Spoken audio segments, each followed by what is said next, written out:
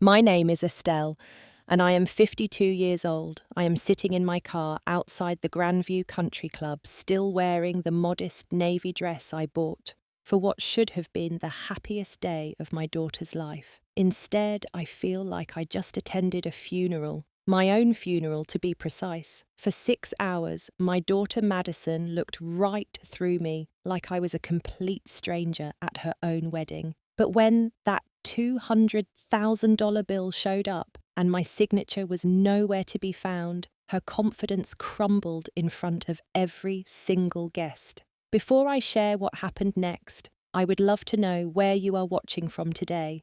Please hit that like button and subscribe for more real-life stories. Trust me, you will not believe how this wedding disaster unfolded. To understand how we got to this devastating moment, I need to take you back to the beginning. My story with Madison started 26 years ago when she was just 2 years old and I became a widow. My husband David died in a car accident on a rainy Tuesday morning while driving to work. One moment I was packing his lunch. The next moment a police officer was standing at my door with news that shattered my world completely. Suddenly I was a single mother with no family nearby and very little money. David's life insurance barely covered the funeral expenses, and I was left with a mortgage, a toddler, and absolutely no idea how I was going to survive. I took a job at Henderson Accounting Services during the day, handling payroll for small businesses. The pay was decent, but not enough to cover childcare and all our expenses. So I took a second job waiting tables at Romano's Italian restaurant 4 nights a week. My routine became a relentless cycle. I would drop Madison at daycare at 7 in the morning, work at the accounting office until 5, pick her up, make dinner, put her to bed, then rush to the restaurant to serve tables until midnight. I got home exhausted, fell into bed and did it all over again the next day. Weekends meant double shifts at the restaurant, while Madison stayed with a babysitter I could barely afford. But Madison was my world, and I was determined to give her everything I never had. When she turned 6 and showed interest in piano, I found a way to pay for lessons, even though it meant eating ramen noodles for dinner most nights. When she wanted to try ballet at 8 years old, I picked up extra weekend shifts to cover the costume fees and recital costs. By the time she was in high school, she was talking about studying abroad, and somehow I made that happen too. I will never forget the pride in her eyes when she got accepted to Columbia University. The tuition was astronomical, but I took out loans and worked even more hours to make sure she could go. During her junior year, when she wanted to spend a semester in Paris, I actually took out a second mortgage on our little house to fund her dream. Madison would call me from cafes overlooking the Seine, speaking French and telling me about art museums and wine tastings. I lived for those phone calls, even though each one reminded me how different our worlds had become. When she graduated, she got a job at a prestigious marketing firm in Manhattan. I was so proud I cried during the entire graduation ceremony. Madison used to call me her best friend. We would talk for hours about her work, her dreams, her dates. She would come home every other weekend and we would cook together, watch movies, and she would tell me all about her glamorous city life. Everything changed when she met Alexander. She mentioned him casually at first, just another guy she was dating. But as weeks turned into months, I noticed our phone calls getting shorter. Her weekend visits became monthly, then even less frequent. When I asked about Alexander, she would give vague answers about him being busy with family obligations or having work commitments. I started to suspect there was more to this story than she was telling me. The first red flag came during one of our increasingly rare conversations. Madison mentioned attending a charity gala, and when I asked if she had pictures, she said Alexander preferred to keep their relationship private. Then she started making comments about different social circles, and how people had expectations. I began to realize that Madison was becoming ashamed of where she came from, ashamed of me. The engagement announcement came not through a joyful visit or even a video call, but through a brief phone conversation on a Thursday evening in March. Madison called while I was doing dishes after another long day at both jobs, and her voice sounded different, more formal somehow. "Mom, I have some news," she said, and I could hear traffic in the background. She was probably walking somewhere in the city, too busy to even sit down for this conversation. "Alexander proposed last weekend. We are engaged." I dropped the dish I was washing back into the soapy water. "Madison, that is wonderful. Tell me everything. How did he propose?" "When do I get to meet him? We need to celebrate." But her response was cooler than I expected. "We are planning a small ceremony, nothing too elaborate. I will send you details soon." Before I could ask any more questions, she said she had to go to a dinner meeting and hung up. Weeks passed with no details forthcoming.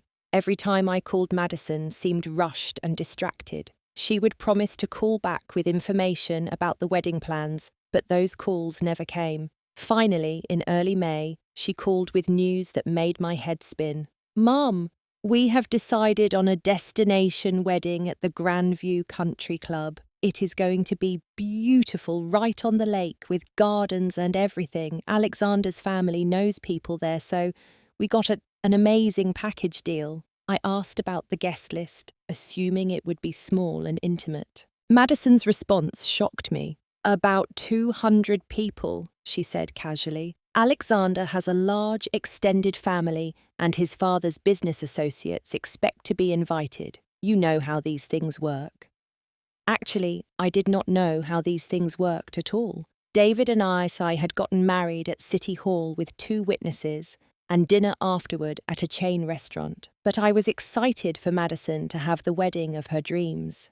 Then came the phone call that changed everything. Madison called on a Tuesday evening in late May, and her voice had an edge I had never heard before. "Mum, there is some paperwork that needs to be handled for the venue. Since you are co-signing as family, they need some information from you. I am going to have them send everything to your house." "Co-signing?" I asked. "Madison, what exactly does that mean?" "It is just a formality," she said quickly. "Since Alexander and I are not officially married yet, they need a family member to be on the contract as backup. You know, just in case something weird happens with the payment processing, his family is handling all the actual costs." Something about this explanation felt wrong, but Madison was my daughter, and I trusted her completely. A few days later, a thick envelope arrived from Grandview Country Club. Inside were contracts and payment schedules that made my blood run cold. The total cost for this wedding was $200,000. $200,000. I had never seen that much money written on a piece of paper before, let alone been asked to guarantee it. I called Madison immediately. "Honey, I think there has been a mistake. This contract has me listed as the primary guarantor for the entire wedding cost. Surely Alexander's family should be on this paperwork instead of me." "Mum, you are overthinking this," Madison said, and I could hear impatience creeping into her voice. "Alexander's family has complicated business structures. It is easier this way for tax purposes. You will not actually be responsible for paying anything. It is just paperwork." But it was not just paperwork. The contract clearly stated that as the guarantor, I would be legally responsible for all costs if payment was not received from the primary account holders. I felt sick reading through the fine print. This was my house, my life savings, everything I had worked for being put on the line for a party that cost more than I made in 4 years. I should have said no. I should have demanded to speak directly with Alexander's family. I should have insisted on seeing proof of their financial commitment before signing anything. Instead, I let my love for Madison cloud my judgment. I went to the bank, took out a home equity loan to cover the required deposit, and signed those papers because my daughter asked me to. The next few months passed in a blur of distant wedding preparations. Madison would call occasionally with updates, but I noticed I was never included in any decision-making. She never asked my opinion about Flowers' music or menu choices. When I offered to help with addressing invitations or making wedding favors, she said Alexander's family had people handling all of that. I started to feel like a stranger to my own daughter's wedding, and the feeling was growing stronger every day. The morning of the wedding, I woke up at 5:30 with a knot in my stomach that had been building for weeks.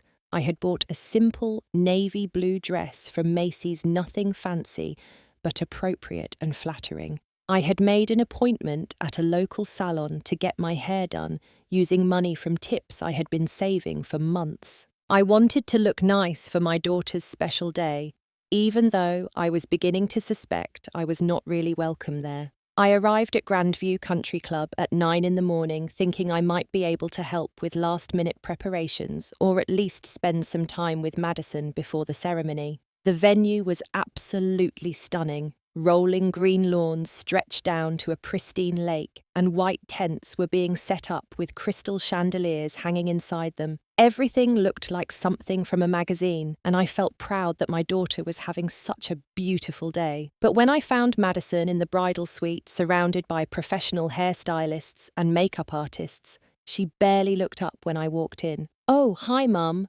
she said absently while someone was applying false eyelashes. "You are here early. The ceremony is not until 4. I thought maybe I could help with something or just spend time with you," I said, standing awkwardly by the door while women in black clothes bustled around with garment bags and jewelry cases. "Everything is handled," Madison replied, still not really looking at me. "You should probably go explore the grounds or something. We are going to be pretty busy in here." I felt dismissed, but I tried not to take it personally. She was nervous, I told myself. All brides are stressed on their wedding day, so I wandered the country club grounds for hours, watching florists arrange enormous displays and caterers setting up elaborate food stations. Everything was elegant and expensive, and I started to understand why this wedding cost $200,000.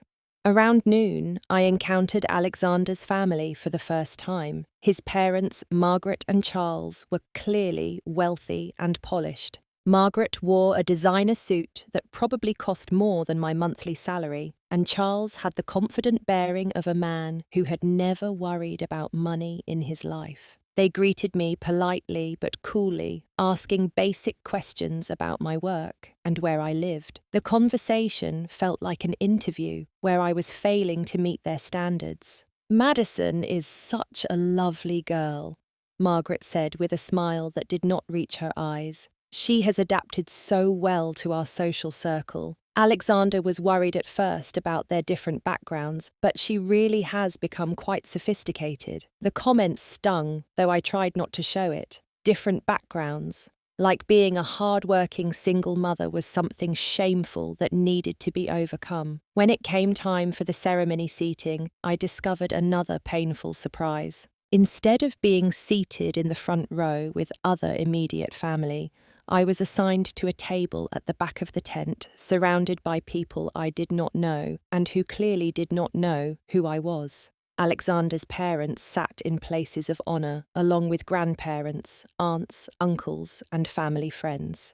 I was relegated to table 12 so far from the altar that I needed to crane my neck to see my own daughter. The ceremony itself was beautiful but felt like watching a performance rather than witnessing my daughter's marriage. Madison looked absolutely stunning in a dress that probably cost more than my car, but when she walked down the aisle, her eyes passed right over me without a flicker of recognition or acknowledgement. No smile, no nod, nothing to indicate that the woman who had raised her and sacrificed everything for her was even present. During the vows, Madison spoke about Alexander's family, welcoming her with open arms and showing her what true family means. She thanked his parents for their guidance and support and promised to honor the traditions they have taught her. Not once did she mention me or acknowledge any part of her life before Alexander. It was as if her first 25 years had been erased. I sat at my distant table, surrounded by strangers, and felt tears streaming down my cheeks. This was not grief for a daughter getting married. This was grief for a daughter who had decided to erase her mother from her life story. The woman walking down that aisle looked like Madison, but she was not the child I had raised, the girl who used to curl up with me during thunderstorms, the young woman who had once called me her best friend. People at my table began whispering, asking who I was and why I seemed so emotional. One woman assumed I was a family friend and made small talk about how lovely the ceremony was. I did not have the heart to tell her I was the mother of the bride sitting in social exile, while my daughter pretended I did not exist. The reception was in full swing when everything fell apart. I had spent dinner picking at my food while watching Madison and Alexander dance with their friends and pose for pictures with his family. She had not approached my table once, had not introduced me to anyone, had not even made eye contact since the ceremony began. I was seriously considering leaving when I saw a man in a dark suit making his way purposefully through the crowd toward my table.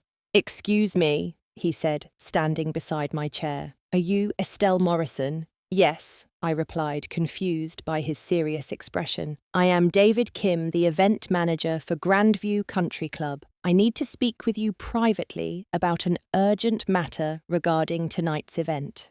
My stomach dropped. Nothing good ever started with words like urgent matter. I followed him outside the main tent to a quiet corner near the clubhouse, where he opened a leather folder and pulled out several sheets of paper. "Mrs. Morrison, we have a significant problem," he said gently but firmly. "The payment for tonight's event was supposed to clear our accounts this afternoon. However, the check from the Alexander family has been returned for insufficient funds, and their credit cards have been declined. According to our contract as the guarantor, you are now responsible for the full amount of $200,000. I felt the world tilt sideways. "That is impossible," I said. Alexander's family assured Madison they were covering all costs. There has to be some mistake.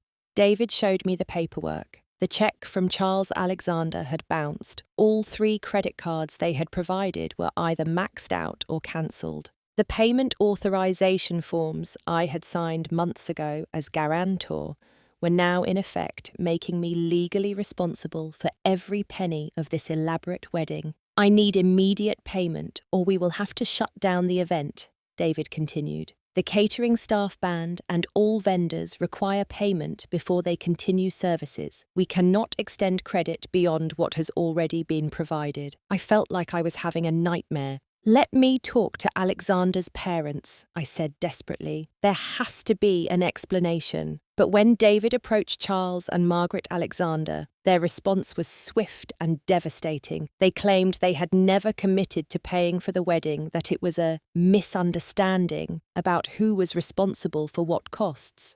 Margaret actually had the audacity to suggest that Madison should have been clearer about her family's financial limitations before planning such an elaborate event. Word spread quickly through the reception. I watched as Charles pulled Alexander aside for an intense conversation near the bar. Then Alexander went to find Madison, who was laughing with bridesmaids near the dance floor. From across the tent, I could see her face change as he whispered in her ear. The laughter died, her complexion went pale, and for the first time all day, her eyes found mine across the crowded reception. Madison approached my table with Alexander trailing behind her, both looking panicked and desperate. This was the first time she had acknowledged my presence all day, and it was only because she needed something from me. "Mum," she said, sitting down beside me, with tears starting to form in her eyes. "There has been some kind of mix-up with the payments. Alexander's family is going to sort everything out, but we need you to cover things temporarily, just to keep the wedding going tonight." "Temporarily?" I asked, looking back and forth between my daughter and her new husband. "Madison, this is $200,000. I do not have $200,000 lying around." "But you signed the contract," Alexander said, speaking to me for the first time ever. "You agreed to be responsible if anything went wrong with our payment." The tent was starting to feel like a pressure cooker. Other guests were beginning to notice that something was wrong. The band had stopped playing, and I could see vendors gathering near the kitchen entrance, clearly discussing the payment situation. "Madison," I said quietly, "I need you to tell me the truth right now. Did you know your husband's family was not really paying for this wedding when you asked me to sign those papers?" She could not look me in the eye. "It is complicated, Mum. Alexander's family has money, but it is all tied up in investments and business stuff. They expected us to handle the immediate costs and get reimbursed later. It was all lies, and we both knew it. My daughter had used my love for her to manipulate me into taking financial responsibility for a wedding I could not afford for a day where I was treated like an unwanted stranger." Something inside me snapped. After a lifetime of sacrifice, after years of working 2 jobs and going without so Madison could have every opportunity, after being treated like an embarrassment at my own daughter's wedding, I was done being manipulated. I stood up from the table and my voice carried clearly across the now quiet tent. "Madison, I raised you better than this." Every conversation in the room stopped. 200 wedding guests turned to stare at the drama unfolding at table 12. Madison's face went bright red and she frantically gestured for me to lower my voice. "Mom, please," she whispered urgently. "People are watching. You are embarrassing me." "I am embarrassing you," I said, my voice steady but loud enough for everyone nearby to hear. "I have worked 2 jobs for the last 24 years to give you every opportunity in life. I sold my car to pay for your college textbooks. I took out a second mortgage so you could study in Paris. I have never taken a real vacation, never bought myself anything nice, never even went on a date because I was too busy working to support your dreams." The tent had fallen completely silent except for my voice. Even the waiters had stopped moving. "I signed these papers because you are my daughter and I trusted you," I continued. "But you have spent this entire day pretending I do not exist. You seated me in the back like I was some distant relative you were obligated to invite. You have not introduced me to a single person, have not acknowledged that I am your mother, have not even looked at me until you needed my money to save your wedding." Madison was crying now. But I was not finished. "If you are so ashamed of me that you cannot bear to acknowledge me on your wedding day, then you do not deserve my help getting out of this mess. You lied to me about who was paying for this wedding. You used my love for you to trick me into signing contracts I could never afford. You have shown me exactly what our relationship means to you." I picked up the payment paperwork from the table and looked directly at Madison. "I am your mother, not your bank account. If you want someone to clean up your mistakes, call the family you have decided to belong to instead." I walked toward the exit of the tent, leaving the unpaid bills on the table behind me. Madison followed, sobbing and calling my name, but I did not stop. Behind us, I could hear the murmur of shocked conversations starting up as wedding guests processed what they had just witnessed. "Mum, please!" Madison called out as I reached my car. "I am sorry. I know I messed up, but we can fix this. Do not leave me like this." I turned to look at her one last time. "Madison, you left me first. You decided I was not good enough to be part of your new life. You made that choice, and now you get to live with the consequences."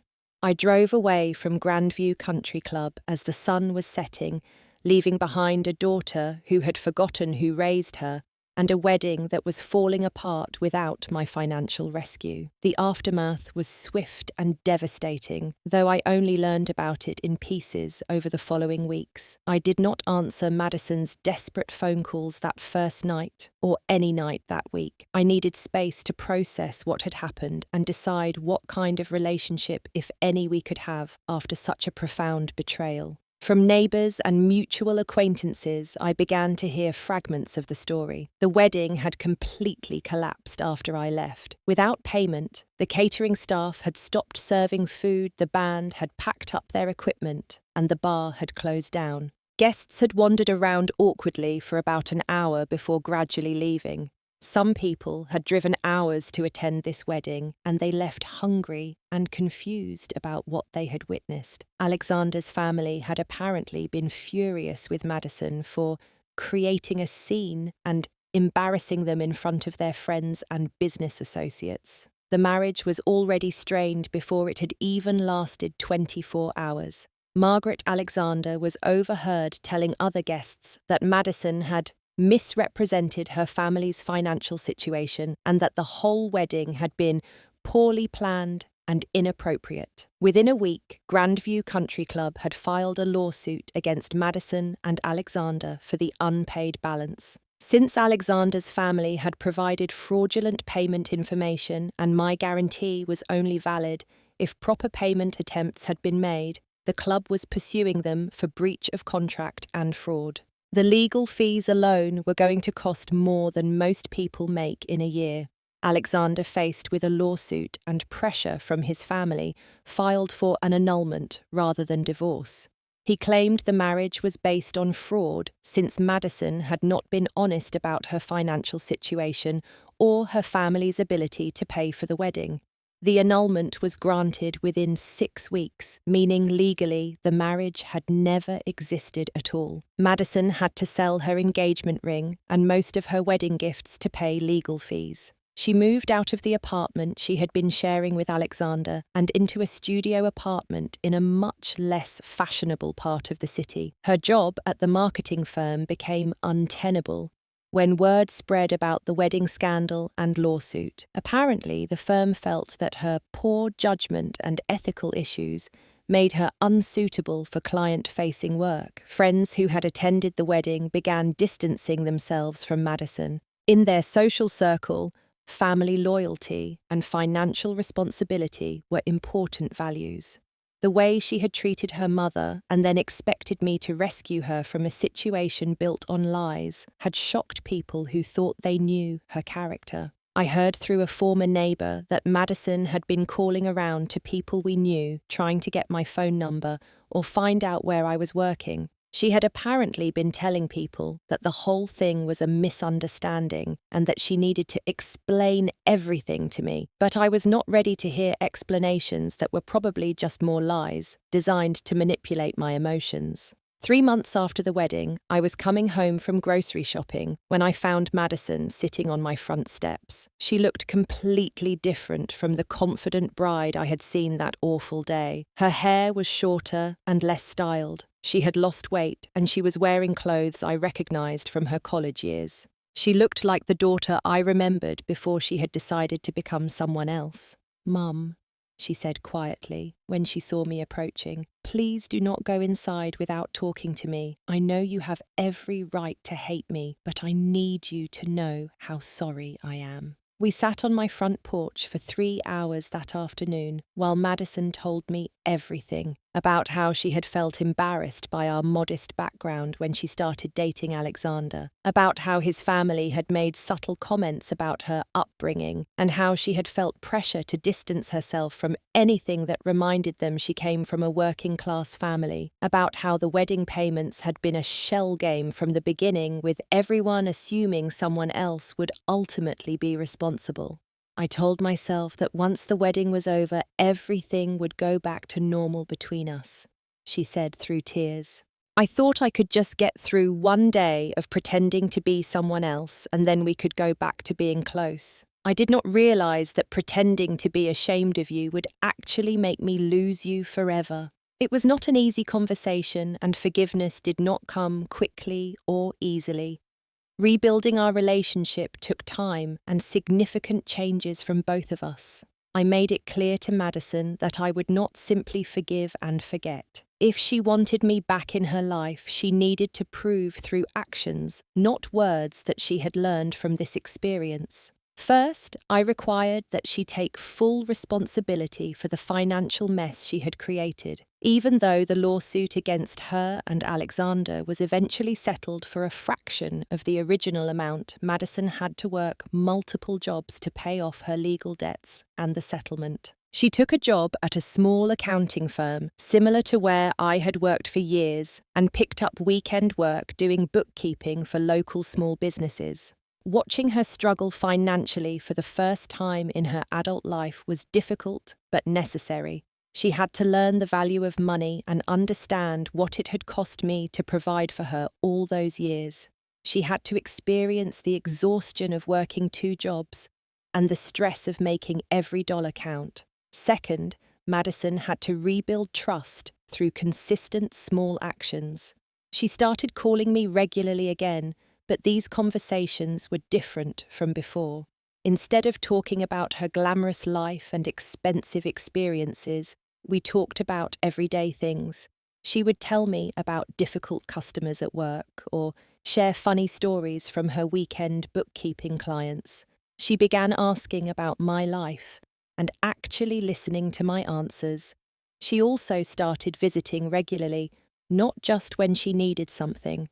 She would come over on Sunday afternoons and help me with yard work or cooking. We started having the kind of relationship I had always hoped we could have as adults, where we were both working women who understood each other's struggles. Most importantly, Madison began acknowledging publicly that she was proud to be my daughter. She talked openly with new friends and co-workers about how hard I had worked to raise her and how much she had learned from my example. She stopped being ashamed of where she came from and started seeing it as a source of strength. The process of forgiveness was gradual. Some days I felt ready to move forward, and other days the pain of that wedding day would hit me all over again. Madison was patient with my healing process, never pushing me to get over it faster than I was ready. About a year after the wedding disaster, Madison started dating someone new. His name was Marcus, and he was a teacher at a local elementary school. The first time she brought him to meet me, I was nervous about how she would present our relationship, but Madison introduced me proudly as her mum, who worked 2 jobs to put her through college and taught her everything important about life. Marcus was kind, down to earth, and genuinely interested in getting to know both of us. When Madison told him the story of her first wedding, she did not try to minimize her mistakes or blame other people. She took full responsibility and talked about what she had learned from the experience. 2 years later, when Marcus proposed, Madison called me immediately to share the news.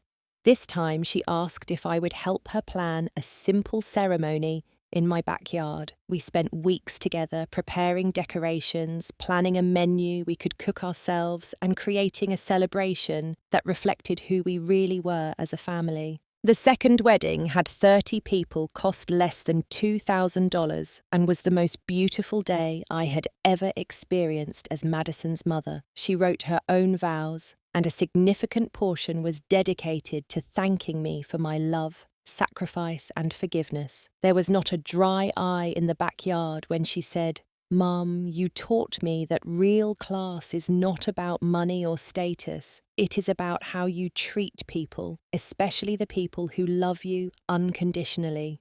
That day, I finally felt like I had my daughter back completely. Sometimes love means holding people accountable for their actions, even when it breaks your heart. Sometimes the greatest gift you can give someone is allowing them to face the consequences of their choices, so they can learn and grow from their mistakes. I learned that setting boundaries does not mean you love someone less. It means you love them enough to help them become a better person. True family is not about what you can give someone or how much money you can provide. It is about respect, gratitude, and being there for each other through good times and bad. Most importantly, genuine relationships cannot survive when one person is ashamed of the other. Love requires acceptance of who people really are, not who we wish they could be. Now, I want to hear from you. Have you ever had to set difficult boundaries with someone you loved? How did you handle a situation where someone you cared about took advantage of your kindness? Share your story in the comments below, because your experience might help someone else going through something similar. If this story touched your heart, please give it a like and subscribe for more real-life experiences about family forgiveness and finding your way back to what really matters. Share this video with someone who needs to hear that sometimes the hardest loving thing to do is say no. Thank you for listening to my story, and remember that you deserve to be treated with respect by everyone in your life, especially the people who claim to love you most.